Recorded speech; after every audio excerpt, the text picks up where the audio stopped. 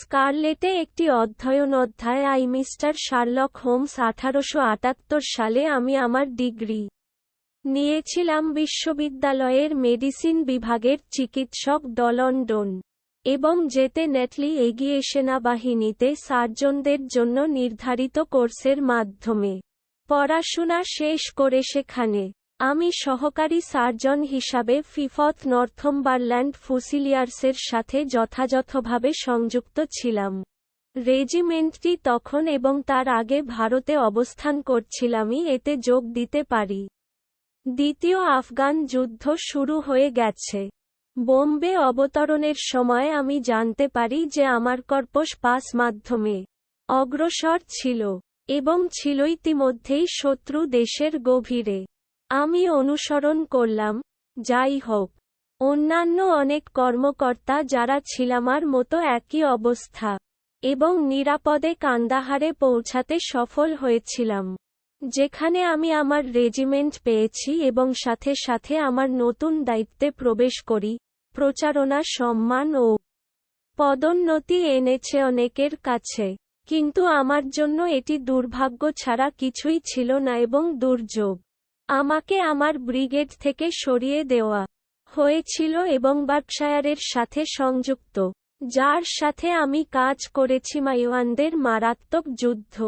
সেখানে আমি আঘাত পেয়েছিলাম কাঁধে জেজাইল বুলেট, যা হাড়কে ছিন্নভিন্ন করে এবং সাবক্লাভিয়ান ধমনীকে চড়ে ফেলে। ভক্তি না থাকলে খুনি গাজীদের হাতে আমার পড়া উচিত ছিল। সাহস মারে দেখিয়েছে আমার অর্ডারলি, যারা ছুঁড়েছে একটি প্যাক ঘোড়া জুড়ে আমাকে এবং আনতে সফল। আমি নিরাপদে ব্রিটিশ লাইনে, ব্যথা সঙ্গে ধৃত এবং দীর্ঘায়িত থেকে দুর্বল আমি যে কষ্ট সহ্য করেছিলাম, আমাকে সরিয়ে দেওয়া হয়েছিল আহত ভুক্তভোগীদের একটি বড় ট্রেন নিয়ে বেস পর্যন্ত পেশোয়ারের হাসপাতাল। এখানে আমি র্যালি করেছি এবং ইতিমধ্যে হাঁটতে সক্ষম হওয়ার মতো উন্নতি করেছি ওয়ার্ডে, এমনকি বারান্দায় একটু ঘোরাঘুরি করার জন্য। যখন আমি অন্ত্রের জ্বরে আক্রান্ত হয়েছিলাম, আমাদের ভারতীয় সম্পদের অভিশাপ মাসামার জীবন হতাশ ছিল এবং শেষ পর্যন্ত আমি কখন এলাম নিজের কাছে এবং সুস্থ হয়ে উঠলাম। আমি খুব দুর্বল ছিলাম এবং বিষণ্ণ যে একটি মেডিকেল বোর্ড নির্ধারণ করেছে আমাকে ফেরত পাঠাতে যেন একটা দিনও নষ্ট না হয়। ইংল্যান্ডে আমাকে পাঠানো হয়েছিল সেই অনুযায়ী তেট্রুপসি পোরন্টেস এবং 1 মাস পরে অবতরণ করে পোর্টসমাউথ, যেটি আমার স্বাস্থ্য অপ্রতিরোধ্যভাবে নষ্ট হয়ে গেছে, কিন্তু পৈতৃক সরকারের অনুমতি নিয়ে পরবর্তী 9 মাস চেষ্টা করার জন্য এটা উন্নত করতে। ইংল্যান্ডে আমার কোন আত্মীয় ছিল না এবং ছিল তাই বাতাসের মতো মুক্ত বা আয়ের মতো বিনামূল্যে দিনে 11 শিলিং এবং 6 পেন্স অনুমতি দেবে একজন মানুষ হতে হবে। এই ধরনের পরিস্থিতিতে আমি স্বাভাবিকভাবেই লন্ডনে অভিকর্ষিত হয়েছিলাম। সেই মহান উপকরণ পুলটিতেয়া সাম্রাজ্যের সমস্ত লাউঞ্জার এবং অলসরায়ের রিসিস্টিবলাই ড্রেন্ট সেখানে কিছুক্ষণ থাকি স্ট্র্যান্ডের একটি প্রাইভেট হোটেলে।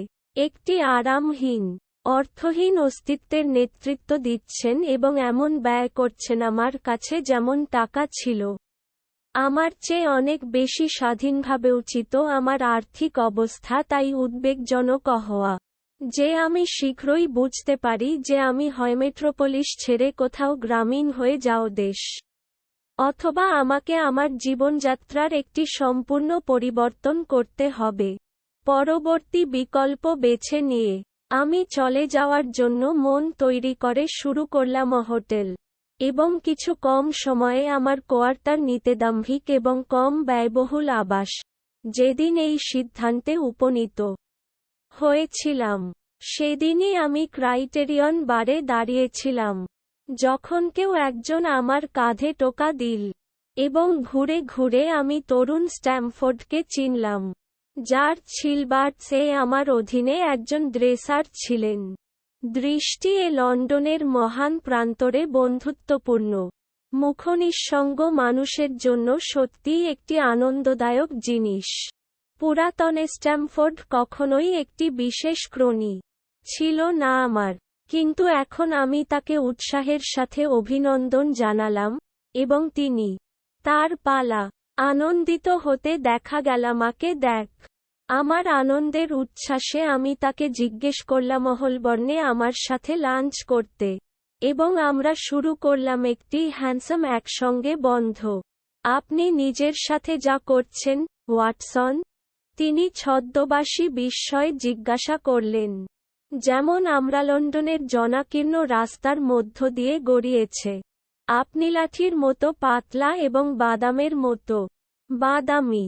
আমি তাকে আমার অ্যাডভেঞ্চারের একটি ছোট স্কেচ দিলাম, এবং খুব কমই আমরা যে সময় দ্বারা এটি উপসংহারে ছিলামাদের গন্তব্যে পৌঁছেছে।